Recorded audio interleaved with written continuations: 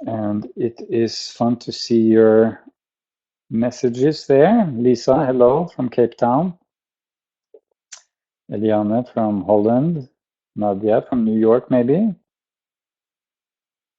Welcome. Vibeke, maybe Norway. Vibrant curiosity, impatience, excitement, anticipation, compassion, rushed, exhaustion, happy, relaxed. So we have a central mute button. So I will be speaking. I can also invite people to speak with me later in the seminar. We are now 39 people who have entered. And I think you can hear me well. I'm sitting in Sweden, in the countryside, at my home here, west coast of Sweden, north of Gothenburg. This is also where we have our international Zen Coaching Center and Retreat Center. It's a beautiful place in a nature reserve here by the ocean. And we offer Zen Coaching trainings and workshops here. We also offer, okay, let's see what happened here now.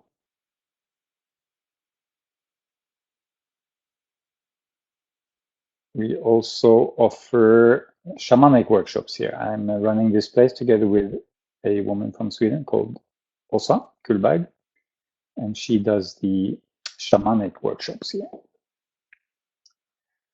So something happened with our attendee list there. I don't know, Eva, if you did something with that. But that's okay. We don't have to have that. Is doing the technical here. Did you hear me, or did I fall out, or did something happen? Oh, we can hear you really well, Kåre. It's just something happened with the attendee list. Did you clip anything, or did it happen by itself? It happened. He was, yeah. Okay. Well, that's okay. We don't really have to have that list. We can also maybe find it here. Yes, like that. Okay, so it looks like we will be 38 today. And I would like to begin by inviting you to close your eyes and let's do a little 2-minute meditation together. So if you find a comfortable position,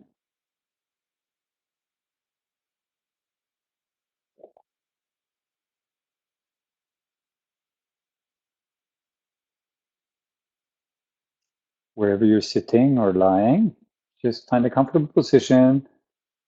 I invite you to close your eyes. You can keep them open also if you prefer. And simply allow yourself to do nothing for a moment. And in that nothing is a relaxation. So just give yourself permission to do nothing to relax. And in that relaxation, notice your breath and notice your physical body weight. So notice your body weight on your chair or sofa and notice your breathing. And give yourself permission to not do anything, to simply relax into this moment.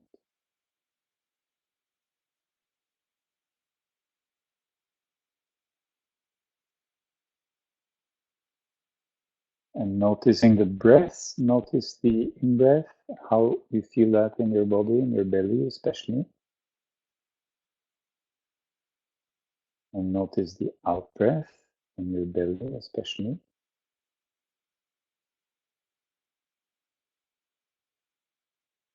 And notice if your belly is relaxed or tense.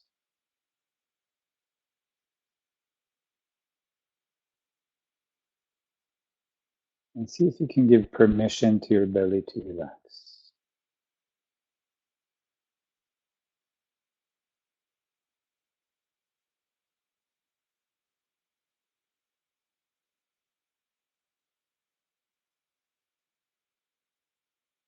And then be aware that experiences are constantly coming and going. Your awareness moves from experience to experience.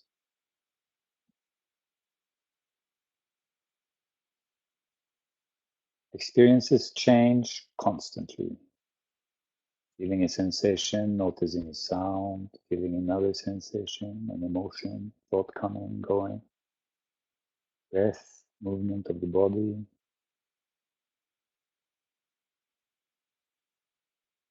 And in all these experiences, there is the experiencer, the one who experiences everything. And this one is what I call the holding space, the awareness. And it's more like space than like a person. You are the holding space for all your experiences. Everything is coming and going within the holding space that you are.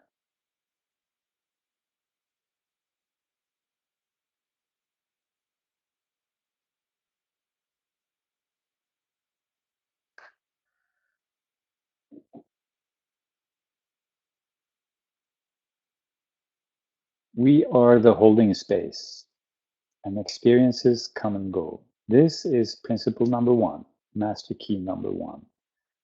And the moment we remember this, there is space. There is space around our experience. There is space inside our mind. There is space in our heart. And there is also possibility of choice. So maybe open your eyes, allow your head, your neck to move a little bit. Your breath.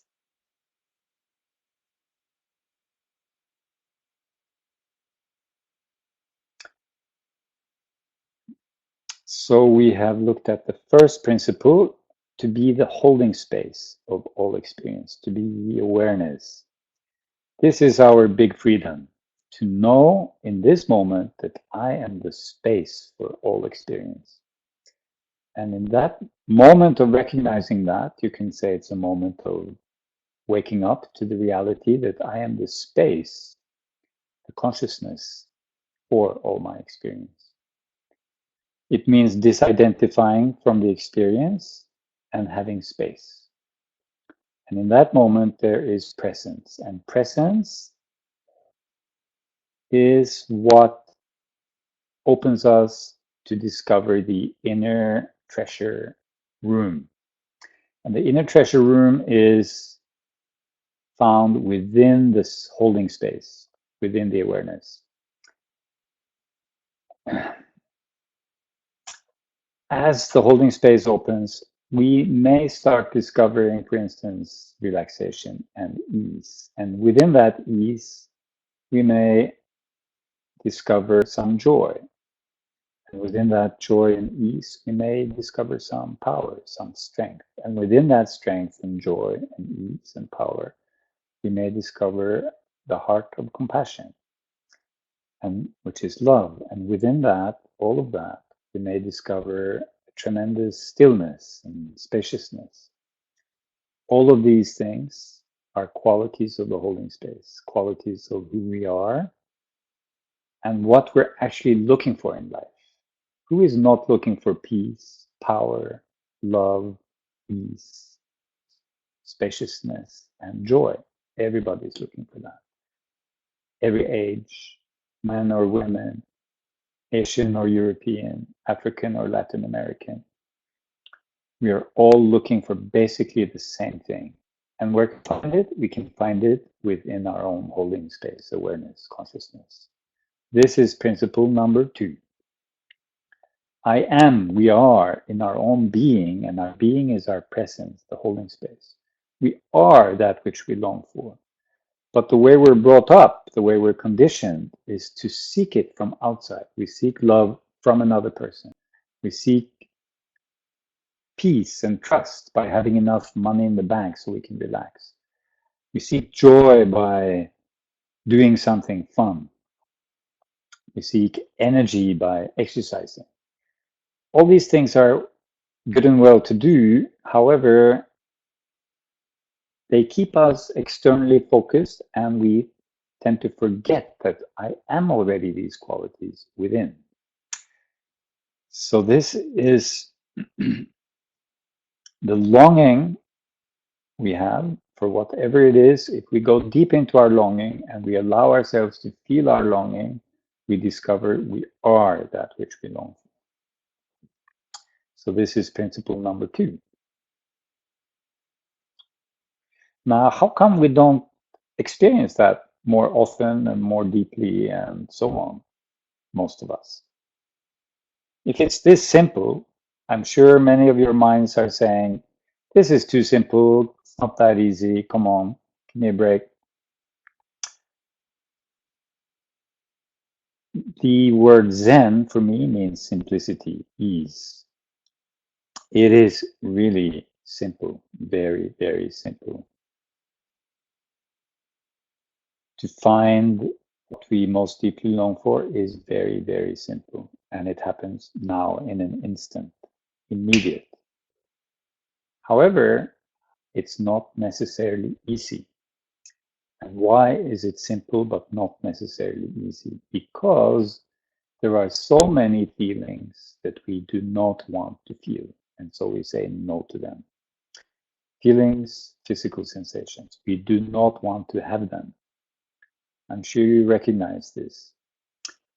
And it's actually much more than most of us are aware of how much we do not want our own experience.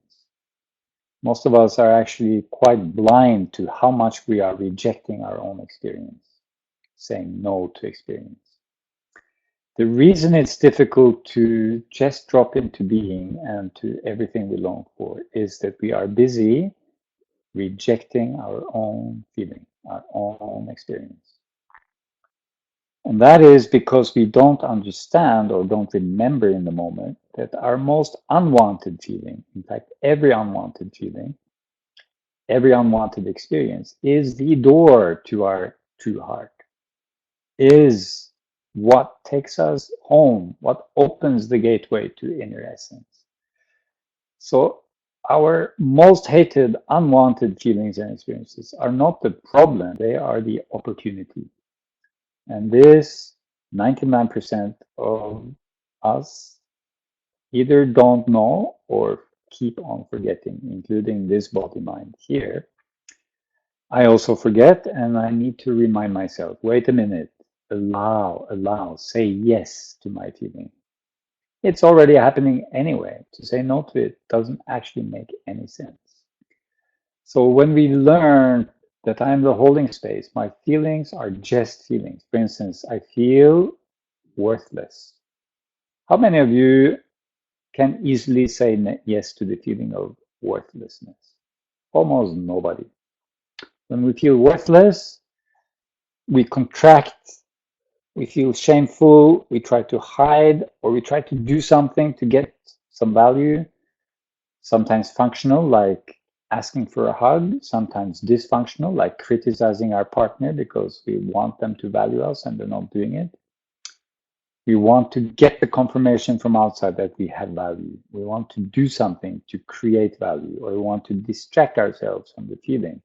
Eat some popcorn, drink a beer, surf Facebook, internet, do something, work a little bit, talk with somebody, watch a movie, do anything to not feel the feeling of worthlessness or to try to create the feeling of worthlessness.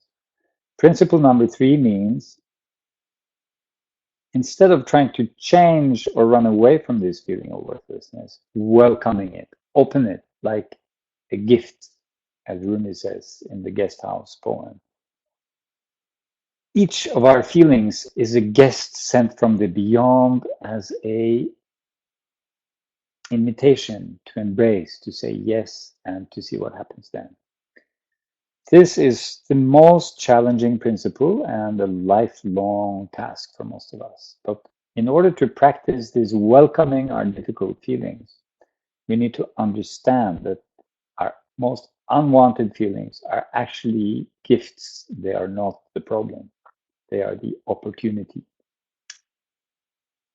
So those are the 3 first principles that we're looking at tonight. And now I invite you to stop again. Notice your breath.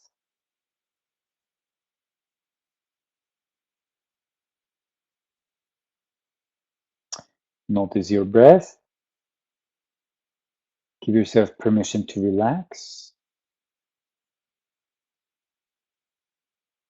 Ask yourself, what's happening in me now? The one who asks that is conscious space. You are the space for that which is happening, that which you notice. You are the noticer. So notice what's happening and then check, can you allow that? Can you say yes to that feeling? Can you embrace it? Can you welcome it without trying, without doing anything, simply by recognizing that fighting your own feeling is self-hate, self-rejection. It is not a loving or intelligent thing to do.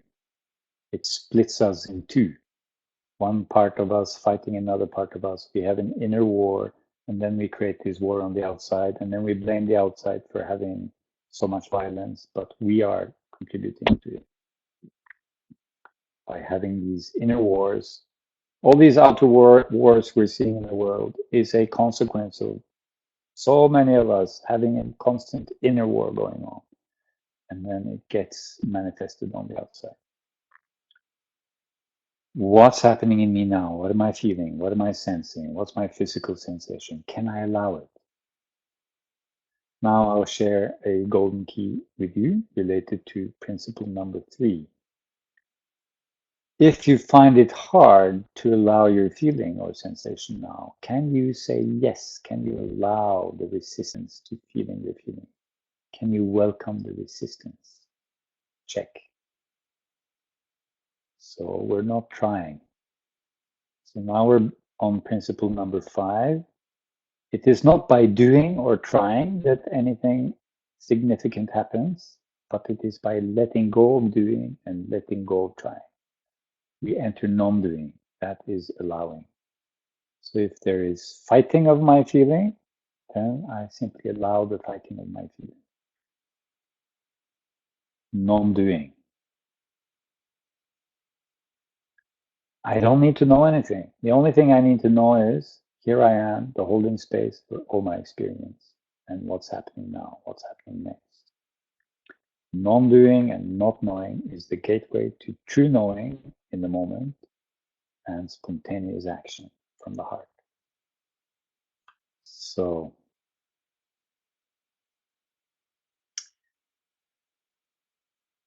I'll get to the other principle, the 4th one, in a bit. Now I'd like to see on the chat any comments or questions you have so far. So if you can post something on the chat.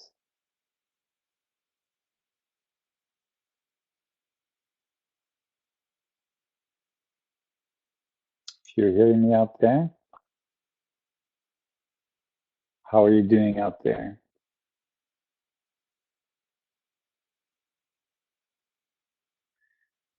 So just say a few words if you want. What's happening in you now? How is it going for you listening to what I'm saying? What's coming up for you? What are you feeling? So if you type on the, we don't need questions and answers, we need just the chat.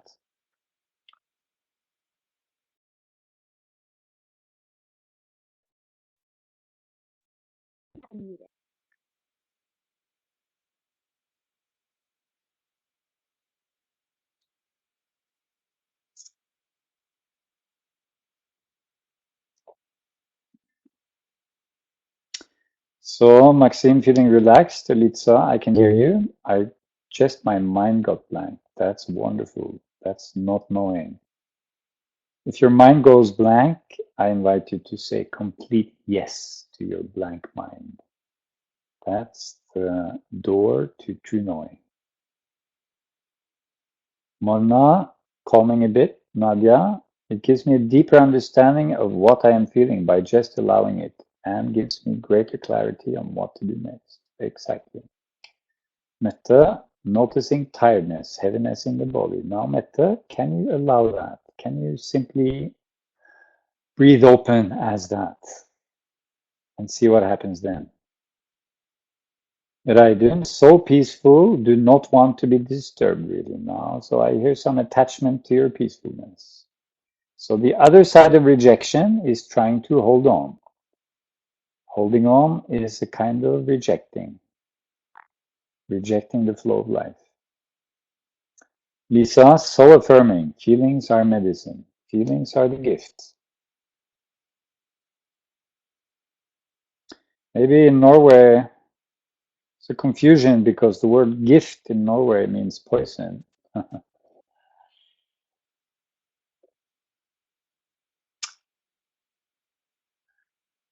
Mette, yeah, okay, good. Vibeke, feeling good. Now I invite you to be more specific with yourself. Don't settle with good.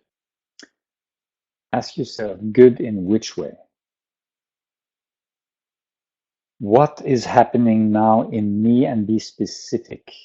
From this holding space, recognize the specifics of your experience. Why? Because it's there. Because that's the adventure of now. Teresa, pain in my stomach. Hi, Teresa. We spoke earlier today. So you know this practice, allowing the pain in the stomach and noticing space at the same time. Eliane, hello Eliane from Holland. Tiredness in the body and anxiety about the tiredness, not allowing the tiredness. So you know the practice as well, Eliana. Can you allow the not allowing of the tiredness and see what happens then? Allowing the not allowing of the tiredness. Stop the fight. Stop rejecting the rejection. Nadia, greater self-compassion. And then be curious about the feeling of compassion. How is compassion experienced in your system through your body now? This approach here is the adventure of now. It's a kind of a warrior path. It's living completely in the moment. It's so nice to be lazy, we think, and check out, but actually we lose our edge, we lose our juice, we lose our power when we check out. Check out when you go to sleep. Stay alert, curious, open, like a child. We are learning how to be children again. Nadia, it's like feeling gentle towards myself and loving to the nervous small part inside. Yes, compassion feels like a gentleness to yourself. So notice how gentle feels in your system and notice how your body responds to this gentleness towards yourself, soothing. So this is some rapid coaching. So anybody who has anything going on now, you can just type it and I'll give you some rapid coaching input. Vibeke, the good feeling comes from paying attention to what happens here and now. Yes, exactly. Now the good feeling, I invite you to actually explore how that feeling actually feels. How does good feeling feel in your body? Get curious about, because this you call good feeling, I call essence. And this is what we overlook. This is the quality of the holding space, the quality of the presence. It gets overlooked because in our culture, we don't recognize this. It is spirit. And it is denied in the common culture, or it's made something esoteric, but actually it's the aliveness of our aliveness. So good feeling, it's not actually a feeling, it is the quality of presence, which is the quality of spirit, your true nature manifesting as this relaxed openness. So don't underestimate that good feeling. Andreas, emptiness from not being able to describe what I'm feeling in the same way as the others who write. So, Andreas, the emptiness, can you say yes to that? We're not looking for a specific experience of feeling. If emptiness, a kind of a blankness, whatever, if you feel numb, if you feel disconnected from your body, that's also an experience. So be curious about your actual experience without the goal of how it should feel. We are not trying to feel anything. Remember, I am the holding space for all experience. Experience comes and goes. Feelings come and go. It doesn't actually matter so much if you feel good or don't feel good. Those are just feelings. What matters is, am I the holding space? Am I aware that I am the holding space? This gives us grandeur. This gives us space. This gives us presence. This gives us what we're looking for, belonging, to be, space. Lena asks, how can I help my child accept by not identify with feelings?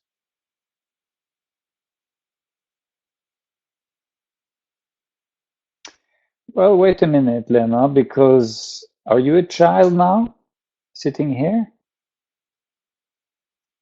The child is an experience. The inner child is an experience you may be having in this moment.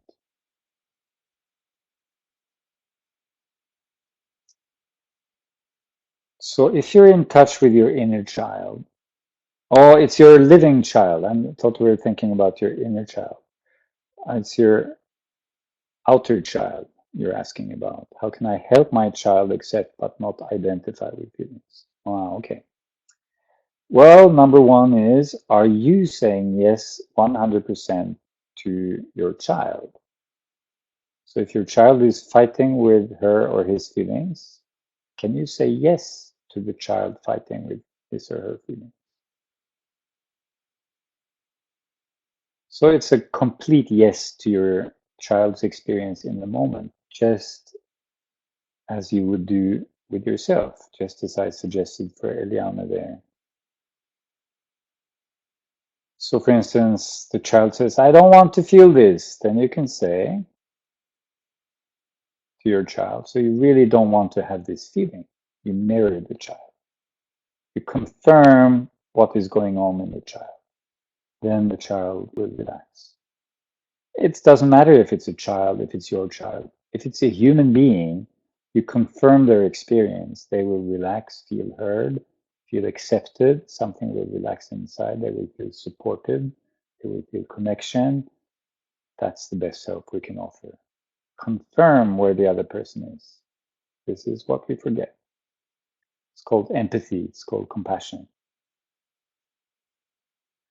Elif, a part of me is relaxed listening to you and feels expansion in this moment. A part is still full of hurting, useless thoughts. So Elif, I invite you to include both those parts in the space of your holding space. Can you include all of it? Can you include the expanded, relaxed part and the hurting part and all the thoughts? If you imagine you're big enough to say yes to all of it coexisting at the same time.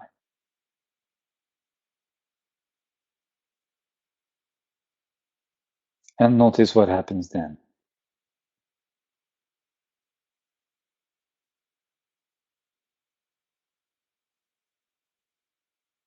So all of you out there, take a breath, notice your breath, drop into non-doing, non-action, non-trying. Just let go of any trying. Just take 5 seconds holiday from trying, 5 seconds holiday from doing. And just notice breath.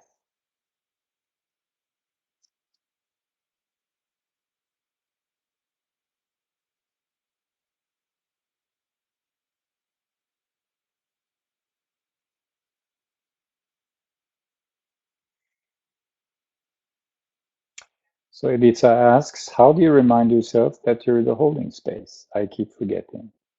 Now, since I'm a coach, I like to answer questions with questions. So I'd like to send the question back to you. Elitsa, how can you remind yourself during the day that you are the holding space? What systems can you put in place that would help you remind yourself that you are the holding space? What do you suggest?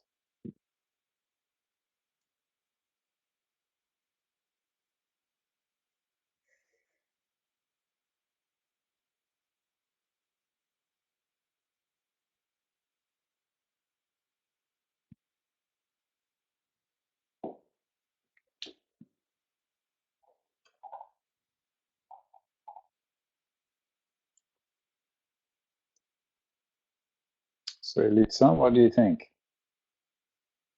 How can you do that? So the principle of coaching is do not give loads of advice to your client. In fact, avoid advice as much as possible in a normal coaching session. Now, this is a bit of a workshop style here, so I'm giving some input. But generally, the coach is somebody who asks powerful questions, not somebody who gives loads of advice. And it's a no idea. These are just unwanted thoughts that go away when I start doing something, action. Well, I'm asking you, how can you remind yourself during the day that you are the holding space? How can you do that?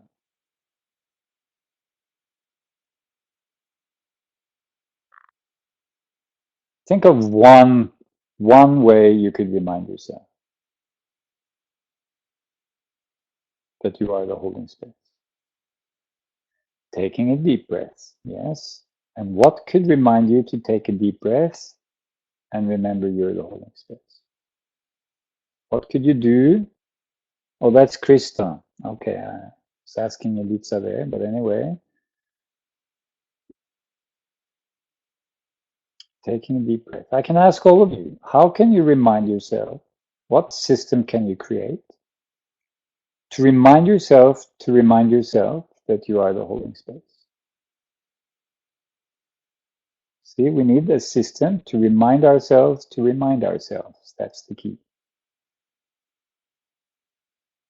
Kasha, look at something green. So when you see something green, you remember to remind yourself.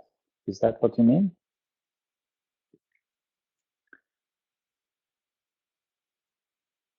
Yes, and breathe. Are you trying that, Kasha, already in your life? Have you anchored green to breathing and remembering space? Yes. So that's called anchoring. We anchor something to an object or a situation. For instance, you can anchor breathing to the door, your entrance door to your office. So you practice for 5 minutes, really consciously, and then you make a decision. Every time I walk through this door, when I see this door, I'll breathe and remind myself to feel and be the holding space. So every time you walk through that door, you have a reminder. It's called a mindfulness bell in Zen practice. So you can establish these mindfulness bells by concentrating on a certain mindfulness bell, telephone ringing, a door, a stair, a green color, a candle. For instance, I love to light candles. I light a candle. I have a candle on my table. I light a candle every day. It's standing right in front of me because it's on the kitchen table. And so I light the candle and then I have a few seconds of essence of peace.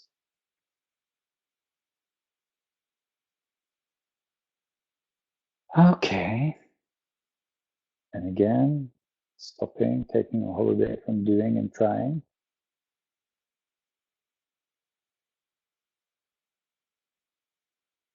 Let's look at the fourth metta. Make a wallpaper on my phone that reminds me. Very good.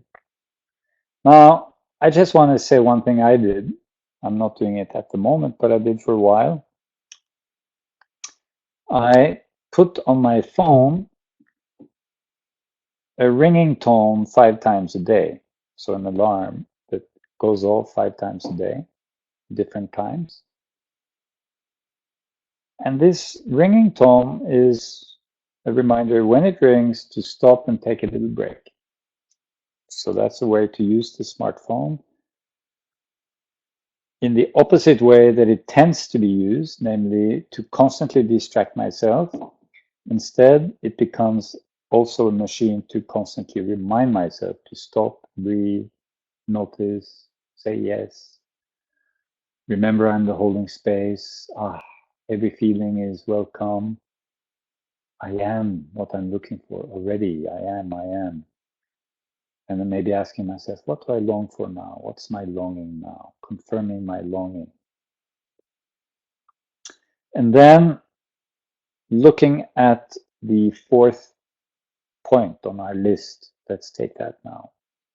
See, what tends to happen in life is when we're not remembering we're the holding space and we're not stopping into non-doing, we tend to become robots acting on autopilot. Now, how many can relate to what I say? Probably everybody. So easy to get into autopilot, habitual action. We don't need to be really present. The body and mind knows how to do this thing, goes automatic. And a few hours or weeks later, we wake up and, oh, I wasn't present. I wasn't present. So I want to ask you one question. Do you have the time to be present in your own life? Just check. Do you have time to be present in your own life? A lot of us, we complain we don't have time. We're too busy. The question is, do you have time to be present in your own life? Yeah?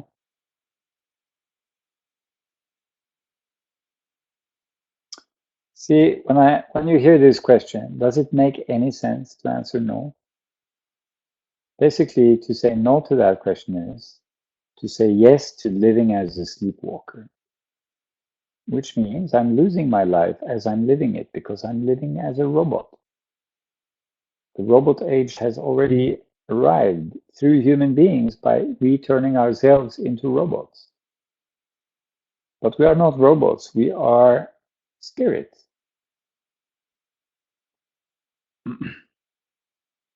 So when we remember to stop, then we notice also the habitual activity we're engaged in. Making a coffee, working, reading in newspaper, reading bad news in the newspaper. Then we can ask, what is the intention of what I'm doing now? What is the intention of what I am doing now? And don't allow a negative judgment to cloud your view here, because you need to look deeper. I'm doing it, for instance, I'm drinking alcohol. What's my intention of drinking alcohol? I'm going to say, I'm drinking alcohol because I'm addicted to alcohol. This is not an explanation. It's a surface explanation. It doesn't cover point 4 on this list. There is a positive intention behind being an alcoholic. By drinking so much alcohol, there is a good reason we're doing it. Even if the consequences are negative, there is a good reason. If we can find that good reason by doing some archaeological excavation of our soul, looking deep, to see what am I looking for through this activity. Or let's say you're working. You ask, what's my intention of working? Well, I have to have money. Never settle for explanation that contain have to or must. Because if you say that to yourself, you put yourself in the victim position of no choice. And there is actually nothing you have to do in life. There is nothing you must do in life. Intention and need is basically the same thing.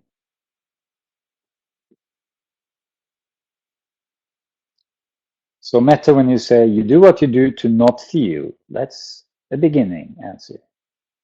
But you need to go deeper. I talked about archaeological excavation. Don't settle for surface explanations. You haven't found the real intention or need before you find something positive. So how do we do that? Well, I do what I do to not feel. I do it to escape. And then you can say, why do I escape? What intention is behind escaping? What, and the key question is, what will it give me? What do I think it gives me to escape? So, Mette, you can ask yourself, what does it give you to not feel? What are you looking for? What positive experience are you looking for by avoiding feeling? In that way, we can find the positive intention and we take ourselves out of the victim position of no choice. So the principle is everything we do as a choice, even when it feels compulsive, even when it feels we didn't choose it. Something in me chose it.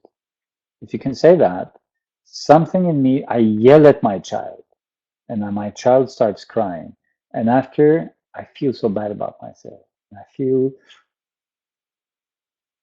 so sorry and regretful I did this. I do not want to yell at my child. I see the damage it does on my child. I see the hurt in my child's eyes. I see the fear. I see I'm repeating what my parents did to me. I know I don't want to do it, and I do it. Now, instead of seeing yourself as a victim of shouting at your child, say it like this: I choose to shout at my child because I long for. And then go deeper, go deeper. Find the positive intention behind shouting at your child. And then you can also, after finding that, you can ask, what need is not met by shouting at my child? So you see both, because that's what often happens. Our so-called bad habits, they stay in place because we haven't looked deeply enough into the motivation, the hidden motivation. So everybody take a breath.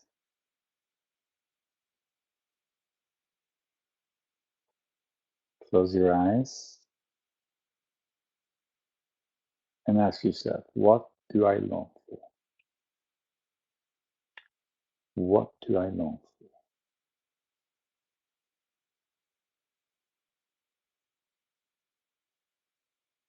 What do I long for? Ask yourself this question 3-4 times. What do I long for? And just notice what words comes up from inside yourself. What do I long for? This is such a powerful question. Now, in the beginning, we will get some surface answers. But as we continue to ask, and this is a question I've been asking myself for 25, 30 years on a regular daily basis. What do I long for? What am I looking for? What's my intention? What do I need deeply? Those are the same.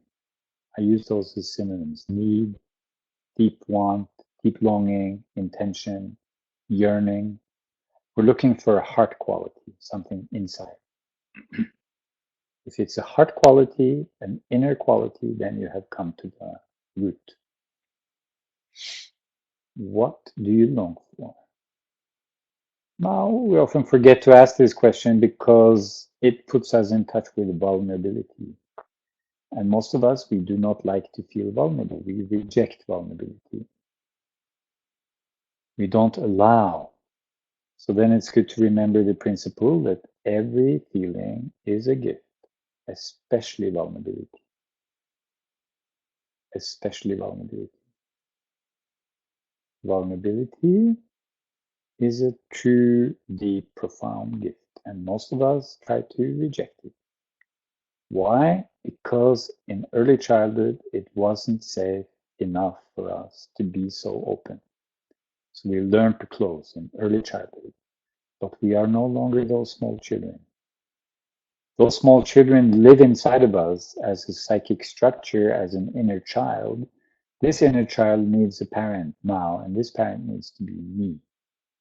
I need to be the parent for this child that closed out of fear, Now I'm not a child. I can embrace that vulnerability.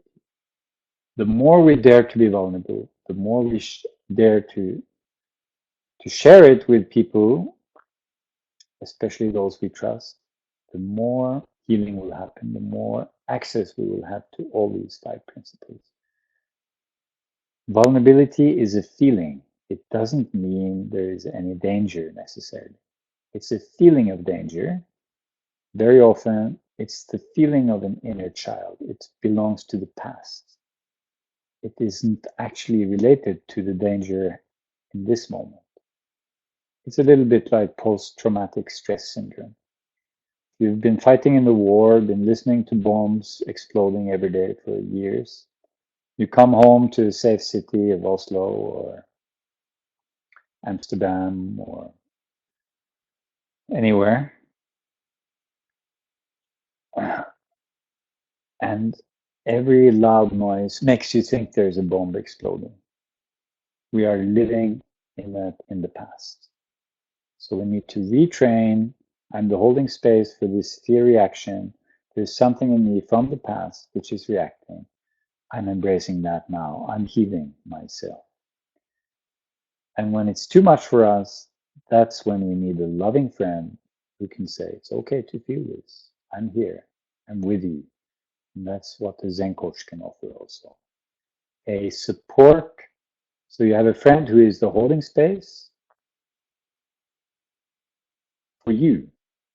So you have 2 holding spaces for your experience. And this helps you remind yourself that you can actually allow yourself to feel these feelings. You have the added support of the other person. So a true friend, a Zen coach, is somebody who helps you embrace what you feel, not somebody who helps you change or fix what you feel. To confirm, say yes to your experience. That's the main function of a Zen coach, because this allowance opens the holding space. And again, we're back to discovering that I am that which I long for. Now, what do we do with the longing when we find it? What we tend to do is we go out, look for it outside ourselves. Not a great idea. This will not open us to our inner essence. Better idea, if you want to connect deeply with your own essence, is to feel the longing in your body. So to a client, I would say, who's in touch with their longing, I would say, can you feel this longing in your body? Hang out with your longing in your body for a minute, for 5 minutes, for an hour, for a day, for a week, for however long it takes you to feel the longing deeply and fully. This is the most powerful thing to do. It's a non-doing. It's an allowing the longing to penetrate, to be felt. This is a very, very, very, very powerful tool. Now, all these tools only work if you actually practice them. That's why I invite you to put these 5 sentences someplace where you can see it every day. You need to, if you want to live these things and discover the benefit, practice. And the benefit is immediate, not in 1 year. Immediate. The benefit comes with the practice immediately. So Andreas is longing for complete satisfaction from just being. So feel that longing in your body, Andreas. You long for the satisfaction of just being. So allow yourself to feel that longing in your body and see what happens. Method, longing for acceptance, compassion arising as you say that, and softness. Exactly.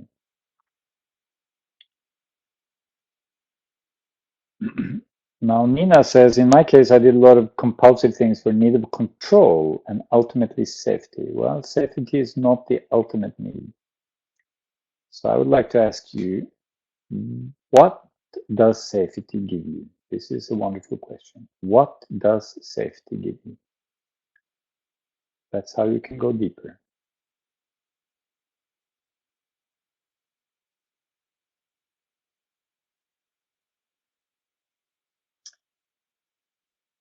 Okay, we've been going for an hour almost. Again, let's take a 10-second holiday from doing, thinking, acting. Just give yourself a little holiday. Practice point 5. Practice non-doing.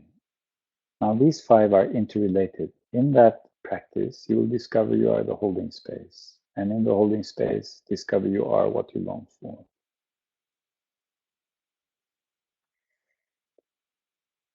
Noticing breath again. Just 5-second holiday. Remembering yourself, self-remembrance, awareness, self-connection, reconnecting with source, with yourself, with being, with presence, with essence. It is so simple. However, it is, as I keep saying, a warrior path. There is so much in us and around us which pulls us away from this kind of practice. The world generally does not support it. Your surroundings will not support you unless you create surroundings that are supportive.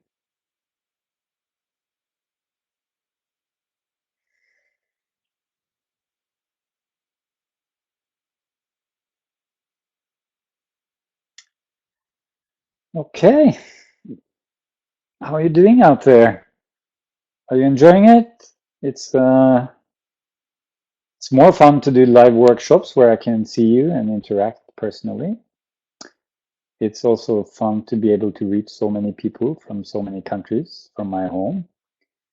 I'd love to hear how you're doing. Are you benefiting? Are you enjoying? What are you getting out of it? If you're willing to share on the chat, so I get a sense of where you are.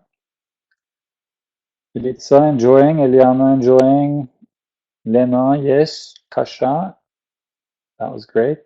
Mette, feeling relaxed. Maxime, great. So if you're willing to share a word, how you're doing, what you're getting out of this, it would be wonderful to hear you, see you on the chat.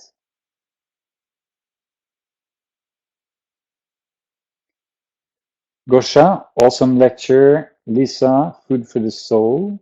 Paul, hello Paul from Holland. You know this practice. Good to be reminded, perhaps. Always good to be reminded. Feel peaceful and present, reconnected in connection with love and freedom. Can you say yes to that and allow the next moment to open to something new? Everything changes constantly, except the holding space, which is always the holding space. Morna, hearing you, trying to accept pain in my tummy. So my invitation is point 5, don't try, non-doing. Just notice the pain in your tummy and check, can you allow it? If you can you allow the resistance? Don't try. Martina, beautiful experience for you. Thank you. Kasha, enjoyed all the questions. Paul, hello, Kåre. I can say yes. Good. Hope to see you again soon one day. Reidun, hello Reidun, up in northern Norway, I suspect. Helps me connect with myself. Tanya, really enjoying it. Great reminders. Powerful. Question is, are you ready and willing and interested in living this? It took me 20, 30 years to really find and condense these principles. I call it the long journey to simplicity. I used to study philosophy, existentialism, phenomenology, Heidegger, Sartre, all those guys. I read so much philosophy books, psychology books, sociology books, anthropology books, so complicated, communication books. It's so complicated, and yet it's so simple when we practice these principles. And all the knowledge we're seeking is available through our intuition, through immediate, direct wisdom. It's the easy path. I mean, it's a simple path. It's not so easy because of our habits, our conditioning.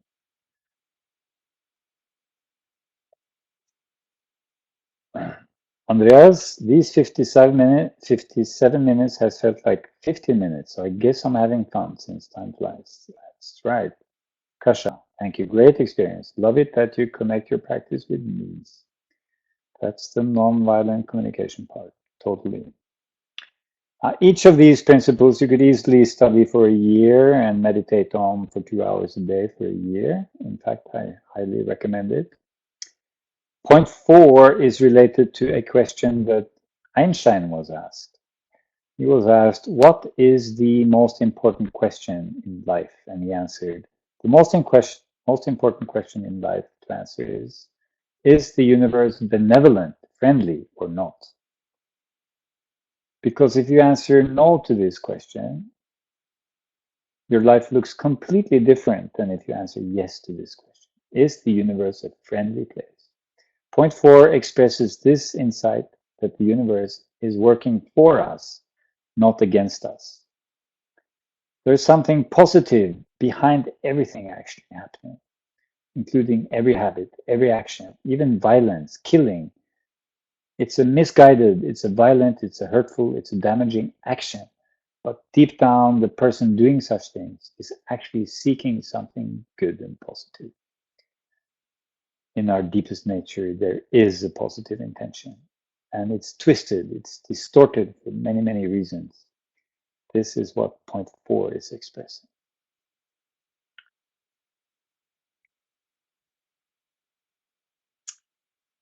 Ida, enjoying the summary of the basic golden keys. Hello to you, Ida, in Linköping, Sweden. Mette, I like this simple, active, meditative way. Yes, it's all meditation. The word Zen means meditation. So the way I see it is life is the meditation. So if you say, I don't have time to meditate, it's the same as saying, I don't have time to live. I don't have time to live my life. I'm too busy. Does it make sense? It's not a very intelligent statement. In fact, it's highly unintelligent. But how many of us are living as if we believe in that? As if we don't have time to be present in our own life, as if we don't have time to live the life we're living. If there's one thing we have, it's time. This moment is what we have, it's all we have, and it is the life we have. Okay. Who else is saying something? Let me see. Diving into these questions is wonderful and challenging at the same time. I'm calling this a warrior practice. Simple questions, but not for the faint-hearted ones. In fact, this practice I'm suggesting here will take you to some very challenging places. Are you ready and willing? If you're not, better not go in this direction.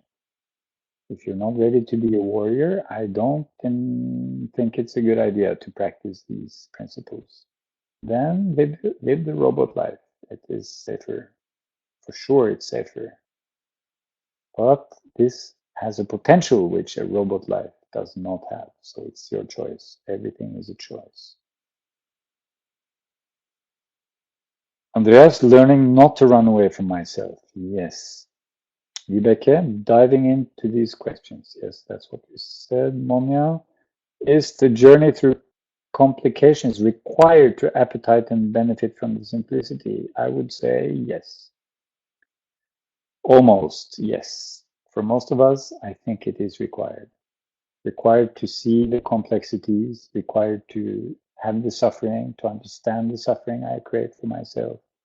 It's hard to be completely motivated when you're young, in your teens, in your early 20s. Very few people in their teens or early 20s are ready to seriously practice these principles. We need to suffer a bit first, most of us. We need to create complications for ourselves. We need to learn through the via negativa, the problems we create. And through learning and feeling that, we discover what we really want. Through having conflicts, through having pain, we understand we're looking for ease and harmony. We get curious, how am I creating pain and suffering for myself?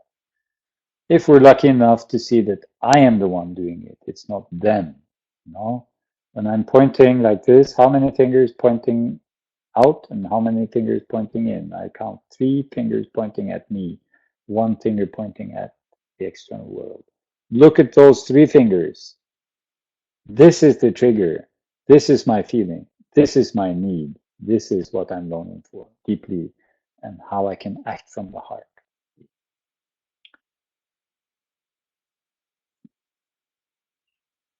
Daniel, find it. Is it who Daniel is here? I wonder. Is it the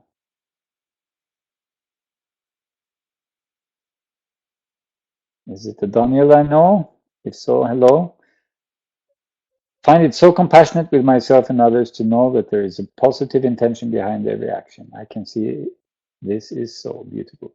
When you see that this is so deeply in your heart, your life changes, because you can also start to be compassionate with other people much more easily. It's a highly helpful principle to understand. Albert, thanks, great. Noticing the tendency to make checking my experience into a doing until I notice that. That's good catching. See, the doing is a very deep habit. All these principles you can turn into a doing, and then you haven't understood them yet. And the moment you notice that and relax, you're again practicing them like that. Karina, forgetting, reminding, the warrior hiding, but I notice always alert. Good. The good news is there's always a second chance, and the second chance is always now. Sindra og Kindra, jeg kjenner en sterk vilje å forandre mine tankemønstre. I feel a strong will to change my thought patterns. Okay, so check if that's a longing or a desire. Because if it's a desire, I think it's gonna get in the way of that actually happening. If you're fighting with your thought patterns, there's a very universal principle called what we resist persists. So my suggestion is don't fight your thought patterns. Notice them. Notice you are the holding space for your thought patterns. The more you notice you are the holding space, the more you can disengage from the thought patterns. So I recommend disengaging from thought patterns, not changing thought patterns. Okay, let's take a 5-10 second break, everybody. Huh? Just stopping.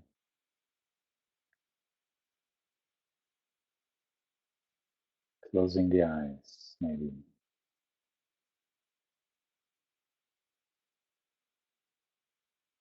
Noticing the breath.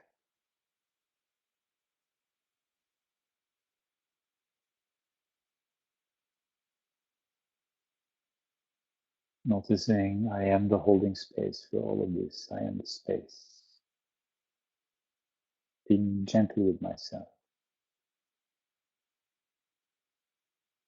Welcoming everything which is there. Realizing that whatever I do comes from a positive, deep source, even if it's distorted on the way. Allowing non-doing, relaxation.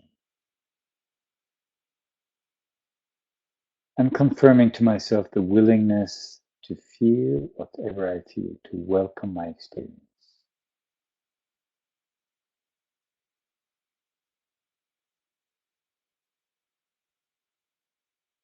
The rest happens by itself.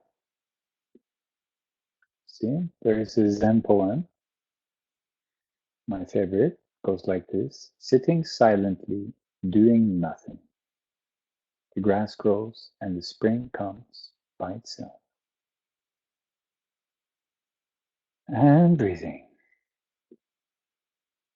So there's a big misunderstanding around non-doing. That non-doing means sitting in the sofa and doing nothing. This is not the non-doing I'm talking about. We're talking about the inner struggle, the inner effort. It's non-efforting. It's like I may still be doing something, but I'm not oriented at achievement, at getting somewhere, at changing my state. I'm relaxing in action. I'm not efforting. I'm not creating tension and stress in my doing.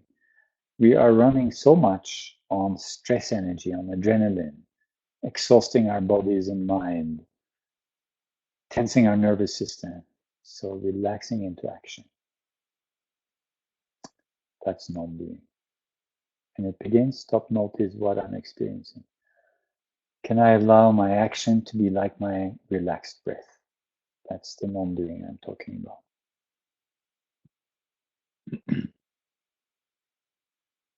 So I'll share with you a little bit about my background for those of you out there who don't know me. I'm from Norway, and I studied computer science and business administration and philosophy for about 6 years in universities in Norway.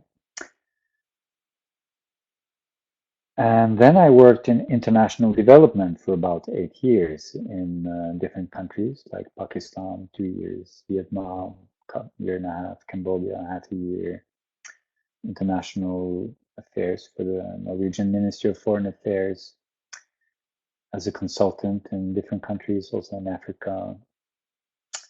So I was working on global issues of poverty, of environmental protection, of international collaboration, United Nations systems, and so on.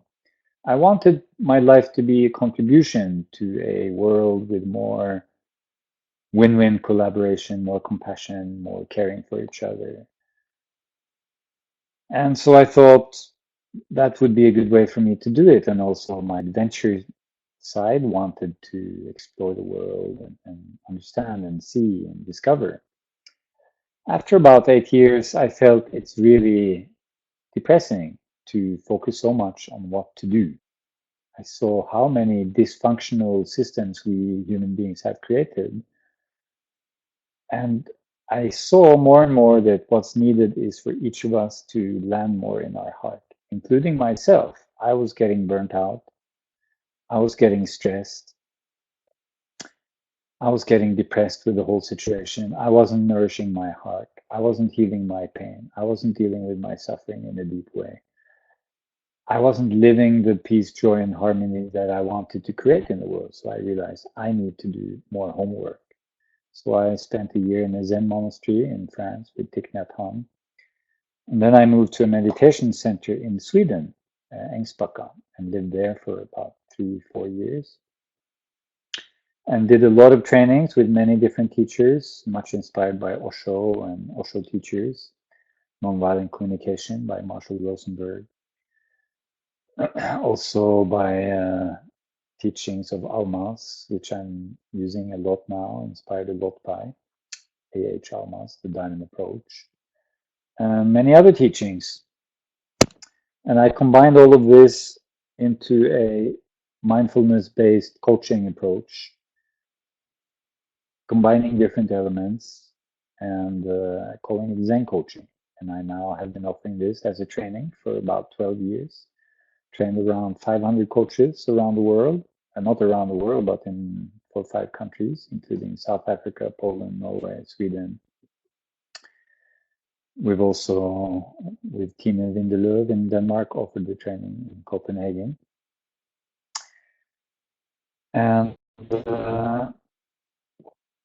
yeah, this is a 20-day, 4-module training of 5 days each module, offered every year now in Poland and Sweden. Next opportunity is November in Sweden, beautiful Ängsbacka Retreat Center, or April here at Källingesund Retreat Center. Now I'm owning and running this place where we run the training in Sweden. So this method, Zen Coaching, is what I'm sharing with you now, basically, with a focus on these 5 principles of inner transformation. The coach is a friend supporting the other person in practicing these principles. And it's such a powerful approach in whatever role you have when working with people. You don't have to be a coach, it's also in relationships. How to create relationships based on these principles is the most beautiful thing. In my experience, I love being able to have that kind of intimacy based on these principles. You can bring it into sexuality, where it's called Tantra. Basically, these are tantric principles. You can bring it into money making, where money making is love in action, also a win-win where money is a force for contribution, not for hoarding. And basically any area of life. So Zen coaching is like a foundational thing that you can use in its own right, but also benefit whatever else you're doing. Other therapy approaches and other coaching approaches also. I have many people who are psychologists and do other forms of coaching and use this approach as a deepening. So that's a little bit about this approach, and I'm integrating also tools such as family constellations from Hellinger and whatever else I'm experiencing, somatic experiencing. It's very body-oriented. It's a healing approach, but coaching, where we're integrating into daily life and where we're also inviting people to use professional therapy if that's needed on specific issues. So it's a compassion heart approach. It's an inner approach. It's very deep and fast by going slow and compassionate. So this is what I have discovered, that slow and gentle goes fast and deep. Often we learn to push through obstacles, but I see a deeper effect by relaxing. Of course, a coach will also challenge you to face the truth and not to live in illusion. If we don't face the truth, if we are identified with some fantasy, some belief, some illusion, we cannot really practice these 5 principles. Also, if we're under attack of the inner critic and believing in that critical voice inside, we need to learn to say no to that voice. Neither identify with the critic nor with the victim of the critic. I am the holding space, and within this holding space, this game between the critic and the victim is happening, and I can disengage and then feel the deeper feelings, the vulnerable feelings, which are hidden by that game.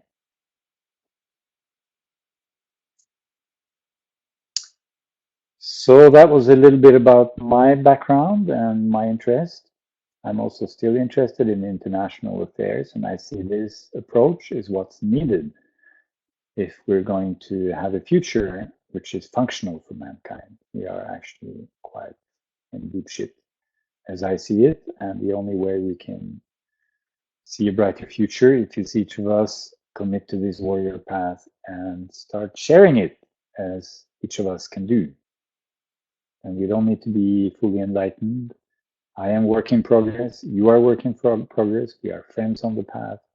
Nobody's a guru, in my opinion, high above everybody else. We're all sitting in the same boat. Some have a bit more experience, a bit more practice, but me too. I have a long way to go before I'm living these principles fully. But I don't want to wait till I'm the perfectly enlightened Buddha to share, and I don't feel anybody should. The world is in crisis. Each of us can be a contribution. That's my view on this matter. But still, the commitment needs to be to go inside first before going outside. This is what I've seen. To go outside, saving others, saving the world doesn't work. It just doesn't work unless we first go deep in again and again and again. So we have only a few more minutes together. I would like to open for a few questions and comments. Please, on the chat, if you have any questions or comments to what I've said, directly related to what I've said, or about me personal, my personal story.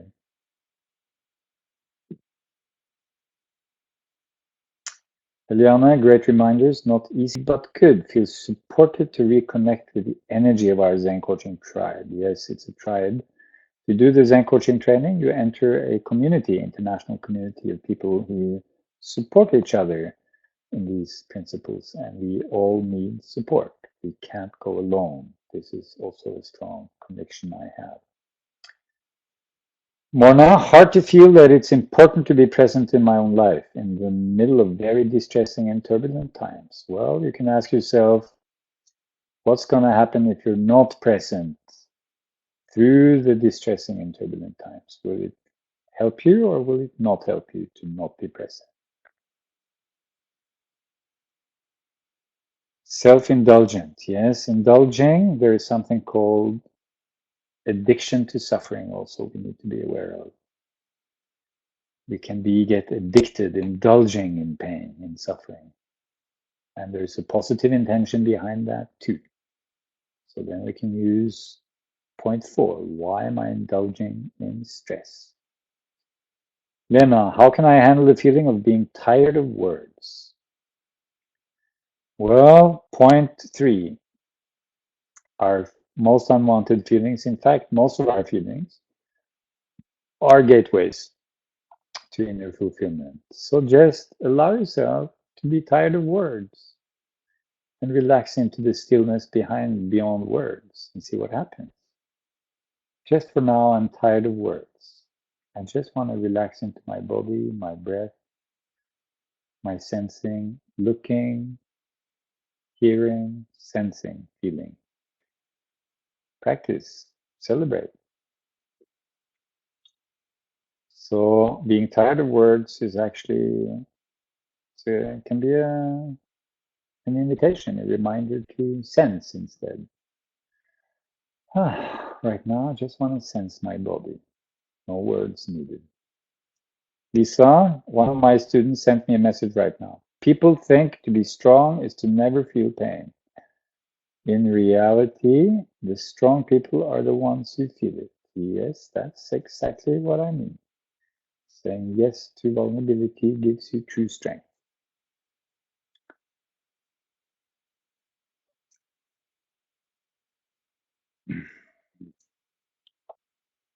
Okay, it doesn't seem to be too many questions out there. So I invite you to stop for a moment, notice your breath again. Take a 5-second holiday from doing.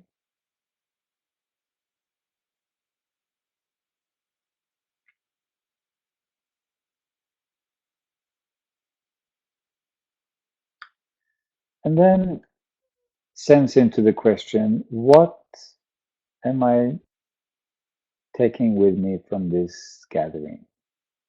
What's happening in me now and what am I bringing with me? Sense that question.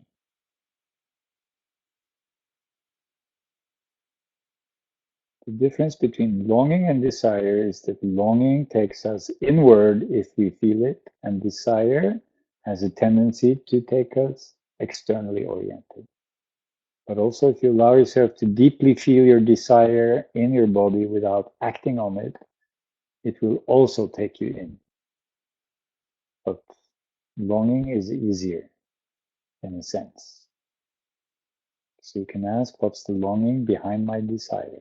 That can help. So again, check what are you taking with you from this time together. Karina, relaxed action, that expression you like. Yes, relaxed action. We created a new word recently, relaxation. Relaxing and relaxation. Ricard, hello Ricard. We are always home wherever we are. Every time I remind myself of this, I relax. We are always home wherever we are. So if you want to share on the chat, what are you bringing with you? How are you now after this hour and a half together?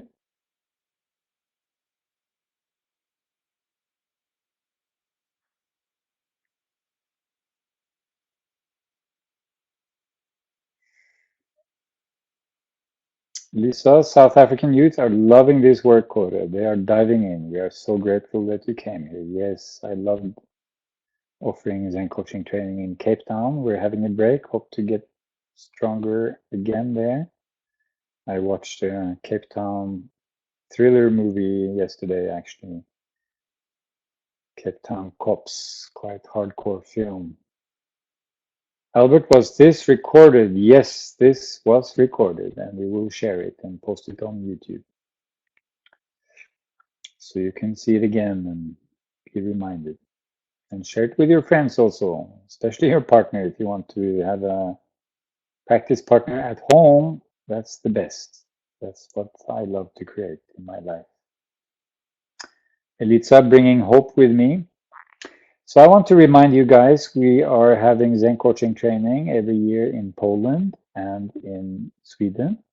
And we are also having open workshops, me and others, in Stockholm, Oslo, Gothenburg, Warsaw, also Cape Town, some people. Maxine, grateful. We are also having more webinars and online coaching and so many opportunities. Give yourself the gift of receiving some support to go deeper with this. It's really a warrior path, and it is not a lonesome cowboy approach we're having. We're having mutual support approach. Christopher, super inspired. Missed the first hour, but looking forward to listen to the recording. Is it Christoph? Christoph, thanks, Paka Christoph.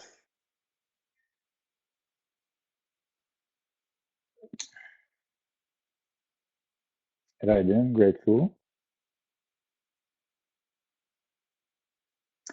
I'm also offering a weekend workshop south of Gothenburg in 2 weeks' time. If you have the possibility, you can join that. It's a beautiful retreat center there, Eco Center, small one, beautiful. Weekend, we're having an evening in Gothenburg on 3rd of November, weekend 4th and 5th of November. I have a lot of YouTube videos on YouTube on the Zen Coaching Network. Gothenburg is the 4th of November. Gothenburg is the 4th of November, and the weekend is 5th and 6th of November. Lisa feels inspired.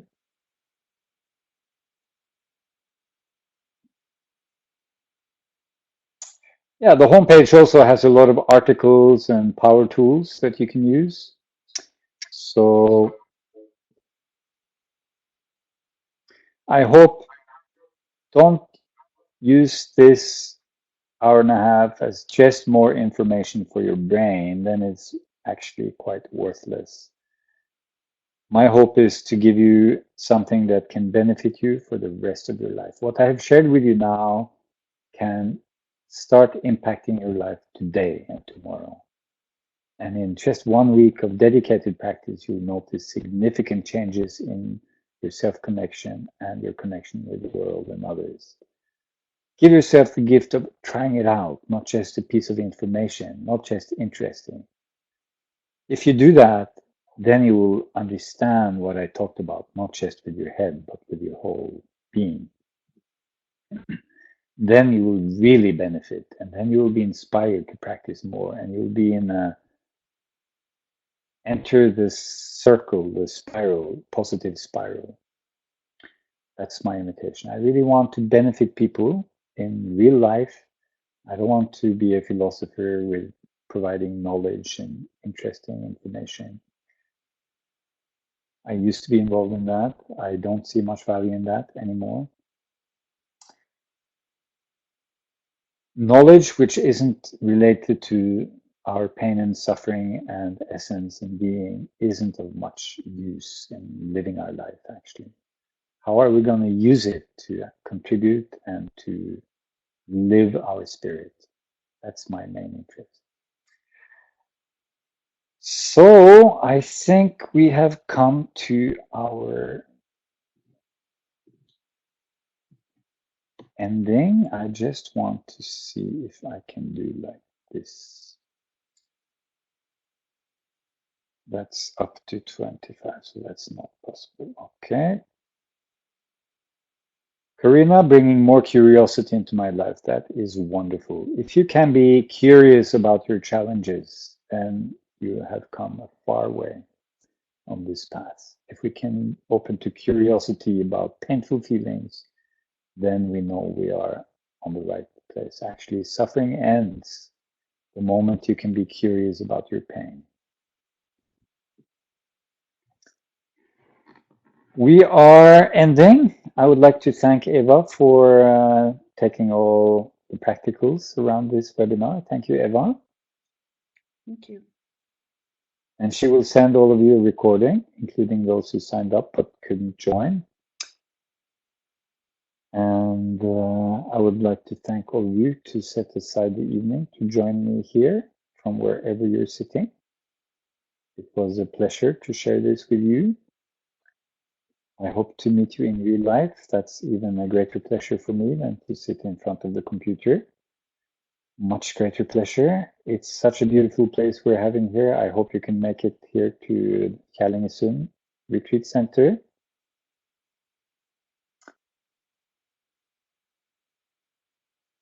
And happy now out there, and enjoy the trying out this non-doing practice.